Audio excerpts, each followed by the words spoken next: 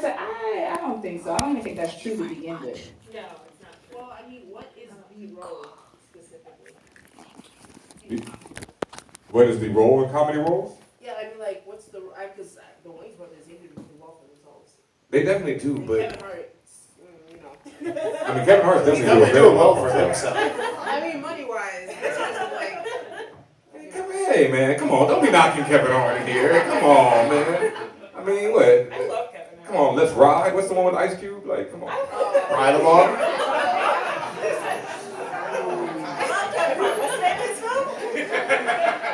what was it called? who cares? And yet again, I make sure another celebrity will never be on this show. All right. Another question from @Mr. T Steph is, if not Harriet Tubman, who should go on the $20 bill? That's hilarious. I love it. All right, since we had a late joining guest from Black Girl Nerds, let me give a quick second to introduce Cynthia over here. Please say hello to the audience, everybody. And now I'm going to put you on the spot, Cynthia, and who should be on the $20 bill if not Harriet Tubman? Well, it should be a black woman, that's for sure. Mm. And not because that would seem very diplomatic. But in terms of like black women, I mean, there's reasons. First of all, we still don't have the respect that we deserve. So to be on the $20 bill is kind of like a big, I don't know, it doesn't seem right. And someone wrote a great article about it, Feminista Jones. So we should definitely look that up. Hit her up on Twitter. She can tell you about that because it's tricky. So in terms of who should be on a $20 bill. Well, think about that for a minute, Cynthia, because I actually want to ask the audience this question. And please, if you want to just yell it out, or actually, we prefer if you come up here, but if you're too shy, you can yell it out. Please, Miss Feminista Jones, please. Thank you. Ladies and gentlemen, Feminista Jones.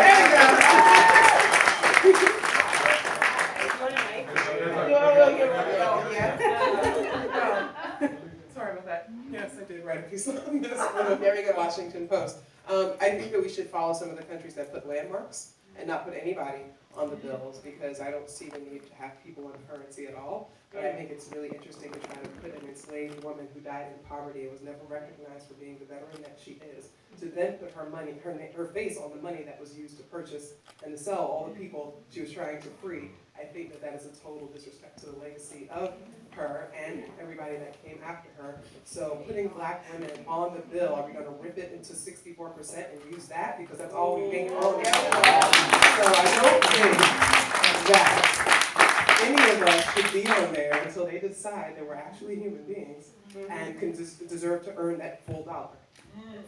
I think I'll just go home now. Thank you very much. Yeah, that's the end of our show. I hope y'all had a great time. Alrighty, do we have an equally asked question from the audience? Oh, yes, we do. Please introduce yourself. What is your name? What's your question? My name is P. Soda Earth Tone King. Shout out all the FanBros. Yo, what up,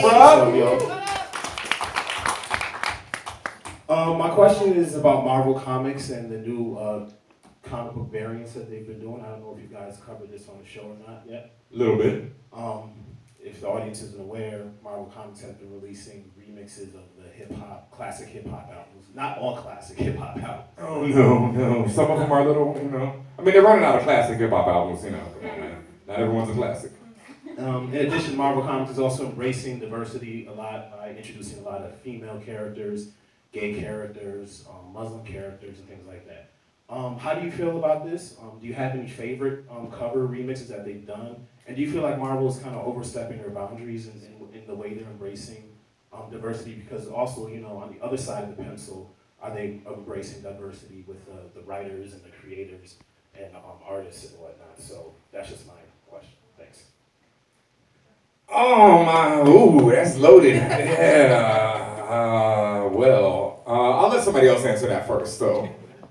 Just if you have a favorite one.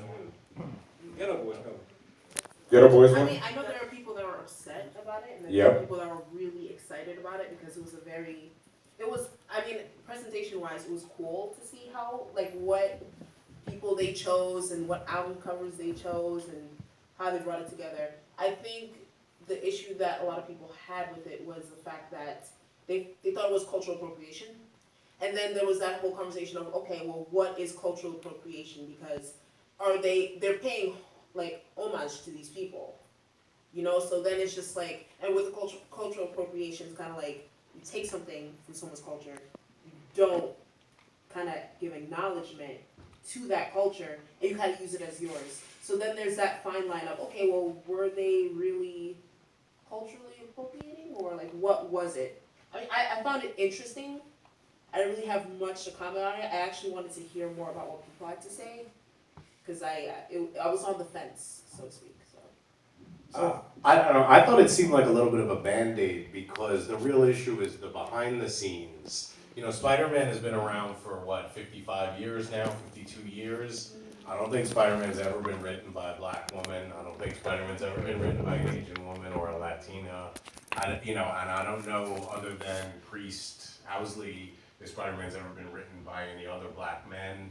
So the issue becomes behind the scenes. Now, when they did this, I think they probably knew that Ta-Nehisi Coates was going to be writing the Black Panther, and that's a great high profile hire, and I'm sure everyone wants. I mean, I'm really psyched to read that, and I'm a big fan of Priest's Black Panther stuff. So, but there needs to be a lot more than that, you know, and so that's where the cultural appropriation seemed like if they had tons of black writers. And there's definitely more on the art side. I feel like there are a lot of artists of color. But, you know, the stories begin with the writer, and if you don't have writers of color telling stories of color, that's where it becomes a little awkward, where, like, exactly like you were talking about, it does become a certain kind of appropriation because they're getting on the backs of the work of the hip-hop artists. So I'm guessing that nobody has a favorite at this table. Everything go, fuck all that. I actually like a recent one that came out. I like the Black Panther / Jay-Z one that just came out. The one that echoed the Black Album cover. That's dope. You like that, right? I don't know if you guys haven't seen it. I don't have it up with me, but definitely Google that real quick. It's actually really fly. So, and with the addition of Ta-Nehisi Coates, obviously it's even more fly.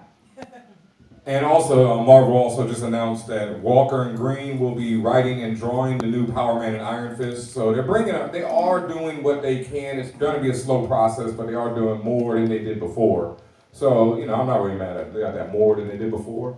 Maybe that should be their slogan. We're doing more than we did before. You know, like, we're really helping you Negroes out. I really liked, big shout outs to Theodis Jones, who actually did this art, right? Yeah, oh no, not that art right there. Yeah, but he actually did the Black Girl Nerds and also, the Black Girl Nerds FanBros crossover art, the one on the right there.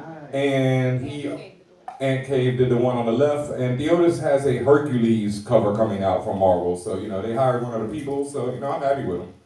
So, really good question, and thank you. And as always, for everybody who listens, you know, you can send them your questions at FanBros Show, and contact at fanbros.com. Word.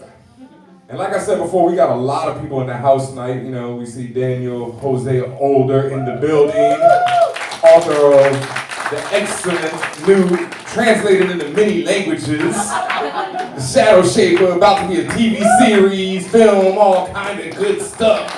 Who knows? Big him up. Joe Illich sitting next to him. Socks Fly as always, editor. You know, Suave, the most suave man in comics right here. Tatiana, because I knew if I didn't come looking like this, she was going to be like Gandalf, like, you shall not.